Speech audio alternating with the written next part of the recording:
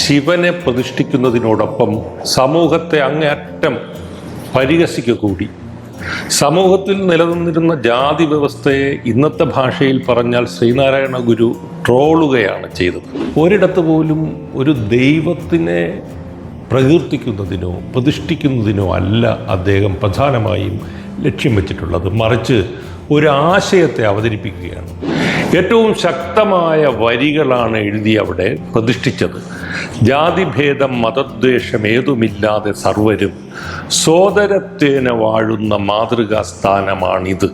സാമൂഹിക അർത്ഥത്തിൽ സഹോദരരെന്ന പദത്തിന് ഉപയോഗമില്ലായിരുന്നു. ആ കാലഘട്ടത്തിലാണ് ശ്രീനാരായണ ഗുരു സമൂഹത്തിൽ സാഹോദര്യം എന്ന് പറയുന്ന ഒരു ആശയം പ്രവർത്തിക്കണമെന്നുള്ള പൂർണ്ണ ബോധ്യത്തോടുകൂടി ഈ പ്രതിഷ്ഠ നടത്തുന്നത്. ഈ സാഹോദര്യം ശ്രീനാരായണ ഗുരു 1888 പാവങ്ങൾ വിവർത്തനത്തിലൂടെ മലയാളത്തിലേക്ക് വരുന്നതിന് വളരെ മുമ്പ് തന്നെ കേരളീയ സമൂഹത്തിൻ്റെ മുമ്പിൽ ആദ്യമായി അവതരിപ്പിച്ചു. വ്യത്യസ്തതകളൊന്നുമില്ലാതെ മനുഷ്യൻ എന്ന് പറയുന്ന ഒരു വലിയ സ്നേഹ ആശയത്തെ കേരളീയ സമൂഹത്തിൻ്റെ മുമ്പിൽ ആദ്യമായി അവതരിപ്പിച്ചു എന്നുള്ളതാണ് ശ്രീനാരായണ ഗുരുവിൻ്റെ ശിവപ്രതിഷ്ഠയുടെ ഏറ്റവും വലിയ പ്രാധാന്യവും പ്രാമുഖ്യവും.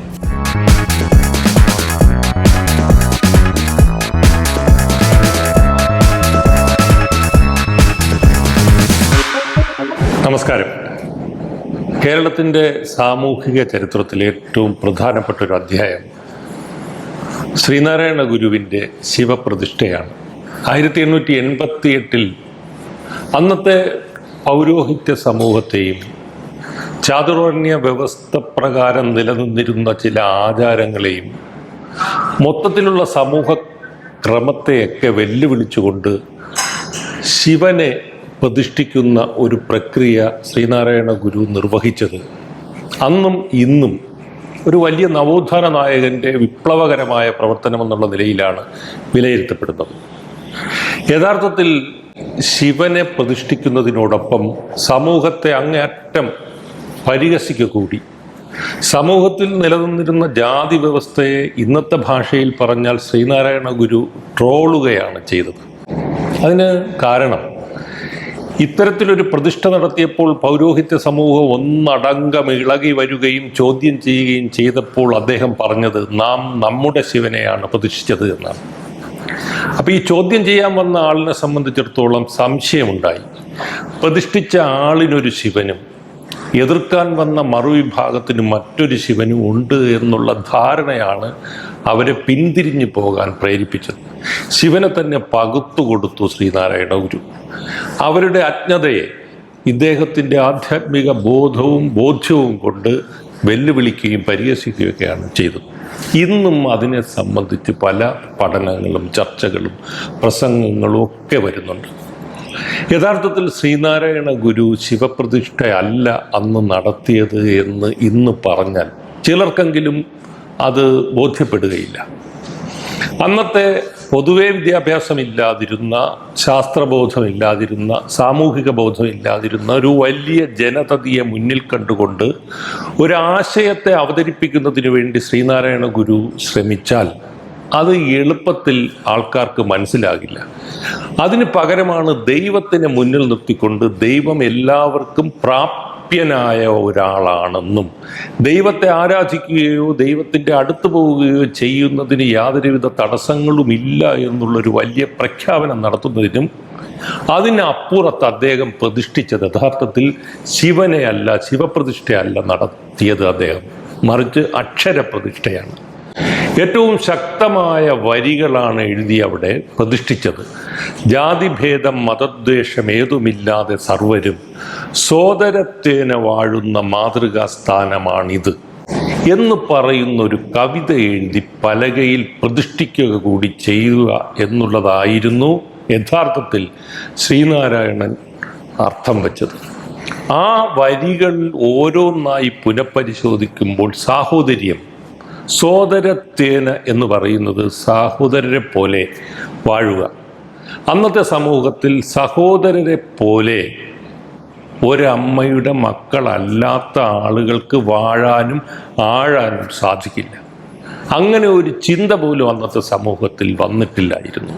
സഹോദരരെന്ന് പറയുന്നത് സാമൂഹിക അർത്ഥത്തിൽ സഹോദരരെന്ന പദത്തിന് ഉപയോഗമില്ലായിരുന്നു.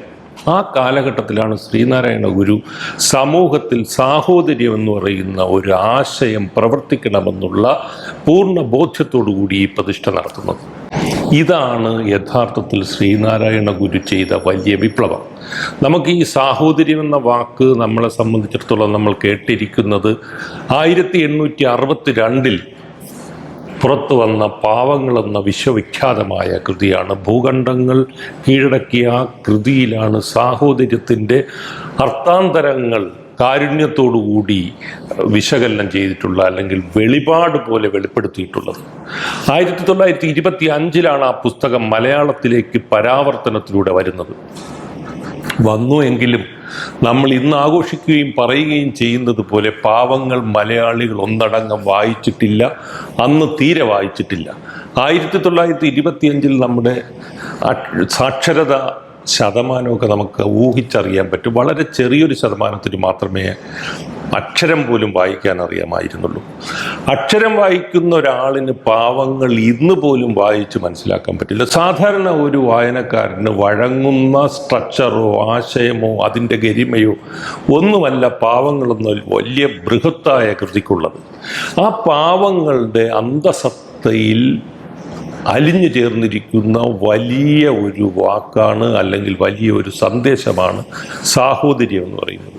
ഈ സാഹോദര്യം ശ്രീനാരായണ ഗുരു 1888 പാവങ്ങൾ വിവർത്തനത്തിലൂടെ മലയാളത്തിലേക്ക് വരുന്നതിന് വളരെ മുമ്പ് തന്നെ കേരളീയ സമൂഹത്തിൻ്റെ മുമ്പിൽ ആദ്യമായി അവതരിപ്പിച്ചു. ഒരുപക്ഷേ ഇന്ത്യയിൽ പോലും സാഹോദര്യത്തെ ഈ അർത്ഥത്തിൽ അവതരിപ്പിച്ച മറ്റൊരാൾ ഇല്ല എന്ന് നമുക്ക് നിശ്ചയമായും പറയാം. അപ്പോൾ ഈ തരത്തിലാണ് ശ്രീനാരായണ ഗുരുവിൻ്റെ ശിവപ്രതിഷ്ഠയെ, യഥാർത്ഥത്തിൽ ശ്രീനാരായണ ഗുരുവിൻ്റെ സുദീർഘമായ പ്രതിഷ്ഠാ പ്രയാണമുണ്ട്. നിരവധി ഇടങ്ങളിൽ പ്രതിഷ്ഠകൾ നടത്തിയിട്ടുണ്ട്. ഒരിടത്ത് പോലും ഒരു ദൈവത്തിനെ പ്രകീർത്തിക്കുന്നതിനോ പ്രതിഷ്ഠിക്കുന്നതിനോ അല്ല അദ്ദേഹം പ്രധാനമായും ലക്ഷ്യം വെച്ചിട്ടുള്ളത്, മറിച്ച് ഒരു ആശയത്തെ അവതരിപ്പിക്കുകയാണ്. 1888 ശിവപ്രതിഷ്ഠയിൽ തുടങ്ങി ഏറ്റവും അവസാനത്തെ കണ്ണാടി പ്രതിഷ്ഠ വരെ എത്തുന്ന ശ്രീനാരായണ ഗുരുവിൻ്റെ പ്രതിഷ്ഠാ പ്രയാണം എന്ന് പറയുന്നത് കേരളീയ നവോത്ഥാന ചരിത്രത്തിലെ സുവർണ ലിപികളാൽ എഴുതപ്പെടേണ്ട വലിയ മുന്നേറ്റങ്ങളാണ്. ഓരോ പ്രദേശത്തുമുള്ള ജനങ്ങളെ ഉദ്ബോധിപ്പിക്കുന്നതിന് വേണ്ടി, പ്രബുദ്ധരാക്കുന്നതിന് വേണ്ടിയിട്ട് അദ്ദേഹം നടത്തിയിട്ടുള്ള വലിയ പ്രവർത്തനങ്ങളാണ്.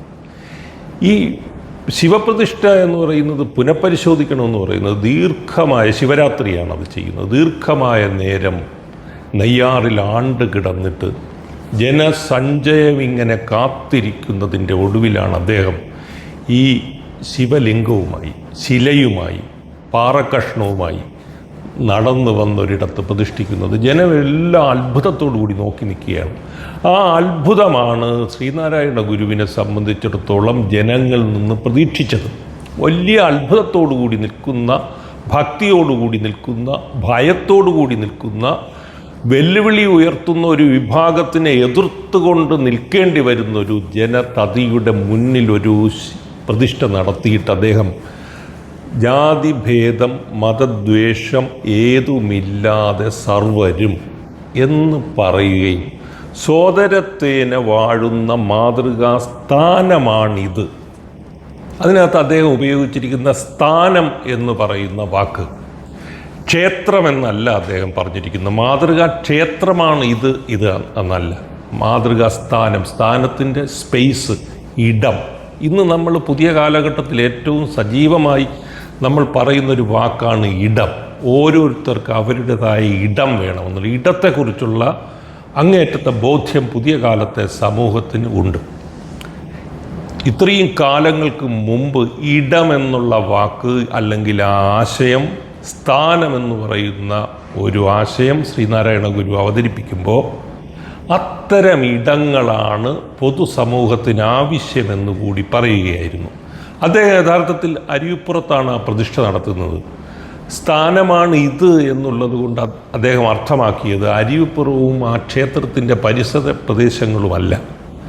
കേരളമെന്ന അർത്ഥം നമുക്ക് വ്യാഖ്യാനിച്ചെടുക്കാമെങ്കിൽ പോലും പ്രപഞ്ചമെന്നുള്ള ഒരു അർത്ഥത്തിലാണ് ശ്രീനാരായണ ഗുരു ഇടം എന്ന വാക്ക്, സ്ഥാനം എന്ന വാക്ക് ഉപയോഗിച്ചിട്ടുള്ളത്. അപ്പോൾ ജാതിയും മതമൊന്നും ഇല്ലാതെ, വ്യത്യസ്തതകളൊന്നുമില്ലാതെ മനുഷ്യൻ എന്ന് പറയുന്ന ഒരു വലിയ സ്നേഹ ആശയത്തെ കേരളീയ സമൂഹത്തിൻ്റെ മുമ്പിൽ ആദ്യമായി അവതരിപ്പിച്ചു എന്നുള്ളതാണ് ശ്രീനാരായണ ഗുരുവിൻ്റെ ശിവപ്രതിഷ്ഠയുടെ ഏറ്റവും വലിയ പ്രാധാന്യവും പ്രാമുഖ്യവും. എന്നും മാത്രമല്ല, ആ അവതരണത്തിലൂടെ കേരളീയ സമൂഹത്തിൻ്റെ മുമ്പിൽ ആദ്യമായിട്ട് സാഹോദര്യമെന്ന് പറയുന്ന ആശയത്തെ അദ്ദേഹം അവതരിപ്പിക്കുക കൂടി ചെയ്തിരിക്കുന്നു. സാഹോദര്യം നമ്മൾ ഇന്ന് വിചാരിക്കുമ്പോൾ ലളിതമായ പദമായി തോന്നുമെങ്കിലും അന്ന് അങ്ങനെ ഒരു പദമോ ആശയമോ സാമൂഹിക ജീവിതത്തിൽ ഇടമില്ലാത്ത ഒന്നായിരുന്നു. അപ്പോൾ ഇത്രയും വർഷങ്ങൾക്ക് മുമ്പ് കാലാതിവർത്തിയായ ഒരു പ്രതിഷ്ഠ നടത്തിയ നവോത്ഥാന നായകനായ ഒരു വലിയ കവി, സാമൂഹിക പരിഷ്കർത്താവ്, എത്രയോ കാലങ്ങൾക്ക് മുമ്പ് വിഭാവനം ചെയ്തൊരാശയത്തിൽ ഇനിയും നമുക്ക് എത്തിച്ചേരാൻ സാധിച്ചിട്ടില്ലെന്ന് മാത്രമല്ല, നമ്മുടെ രാജ്യം മെല്ലെ മെല്ലെ ചാതുർവർണ്ണ്യ വ്യവസ്ഥയ്ക്ക് അനുസൃതമായ ഒരു സംവിധാനത്തിലേക്ക് മാറാൻ അല്ലെങ്കിൽ മാറ്റാൻ പലപ്പോഴും അറിഞ്ഞും അറിയാതെയും വലിയ ഒരു ജനക്കൂട്ടം ശ്രമിച്ചുകൊണ്ടിരിക്കുകയാണ്. അപ്പോൾ ആ ജനക്കൂട്ടത്തെ, സമൂഹത്തെ വേർതിരിച്ചു നിർത്തുന്ന, വിദ്വേഷമുണ്ടാക്കുന്ന രാഷ്ട്രീയ പാർട്ടികളായാലും ജനസമൂഹമായാലും അവരുടെ മുന്നിലാണ് ഈ ശില വയ്ക്കേണ്ടത്. ഈ ശില വെച്ചിട്ട് പറയേണ്ടത് ഇത് ശിലയല്ല, ഇത് അക്ഷരമാണ്. ശ്രീനാരായണ ഗുരു അക്ഷരങ്ങളെയാണ് പ്രതിഷ്ഠിച്ചത്. ആ അക്ഷരങ്ങളുടെ പ്രതിഷ്ഠയുടെ അർത്ഥമെന്ന് പറയുന്നത് സമൂഹം സഹോദരരെ പോലെ പുലരുമ്പോഴാണ് മാതൃകാസ്ഥാനമാവുക എന്നുള്ളത്. ഈ മാതൃക എന്ന് പറയുന്നത് സ്നേഹവും ത്യാഗവും പരസ്പര ധാരണയും ഐക്യവും കാരുണ്യവും അനുതാപവും ഉൾപ്പെടെയുള്ള സകലതും വരുന്ന ഇടം, സ്ഥാനം എന്നുള്ള അർത്ഥമാണ്. അത്തരമൊരു സമൂഹത്തിലേക്ക് നമുക്ക് സഞ്ചരിക്കാൻ സാധിക്കണമെങ്കിൽ ശ്രീനാരായണ ഗുരുവിനെ വീണ്ടും പഠിക്കേണ്ടിയിരിക്കുന്നു. അത്തരത്തിലുള്ള പഠനം സ്വാഭാവികമായിട്ടും എല്ലാ സാഹിത്യകൃതികളായാലും അതുപോലെ തന്നെ മഹാന്മാരുടെ ജീവിതമായാലും നവോത്ഥാന നായകന്മാരുടെ ജീവിതമായാലും അവർ എഴുതുകയും പറയുകയും പ്രവർത്തിക്കുകയും ചെയ്യുന്ന കാലത്ത് ഉള്ളതിൻ്റെ അപ്പുറത്തേക്കുള്ള അർത്ഥവ്യാപ്തിയിൽ എത്തിച്ചേരുന്നതിന് സ്വാഭാവികമായിട്ടും അവരുടെ പ്രവർത്തനങ്ങളോ അല്ലെങ്കിൽ എഴുത്തോ ഒക്കെ സ്വാഭാവികമായി എത്തിച്ചേരും. അപ്പോൾ ഒരാൾ ഒരു കാലത്ത് എഴുതുന്നത് ഒരേ കാലങ്ങൾക്ക് ശേഷം ആ കാലത്തിന് ഇണങ്ങുന്ന അർത്ഥമായി തീരുകയും താക്കീതോ മുദ്രാവാക്യമോ സന്ദേശവുമായി വളരുകയൊക്കെ ചെയ്യുന്ന തരത്തിൽ മാറും. അത്തരത്തിൽ ചില പ്രഖ്യാപനങ്ങൾക്ക് കാലാതിവർത്തിയായ സ്വഭാവം കൈവരും. കാലങ്ങൾക്ക് ശേഷം ചില പ്രഖ്യാപനങ്ങൾക്ക് ആ കാലവുമായി ഇണങ്ങി നിന്നുകൊണ്ട് ചോദ്യം ചെയ്യാൻ, ആ കാലത്തിൽ നിന്നുകൊണ്ട് ചോദ്യം ചെയ്യാനുള്ള പ്രാപ്തി വരികയും ചെയ്യും. നന്ദി, നമസ്കാരം.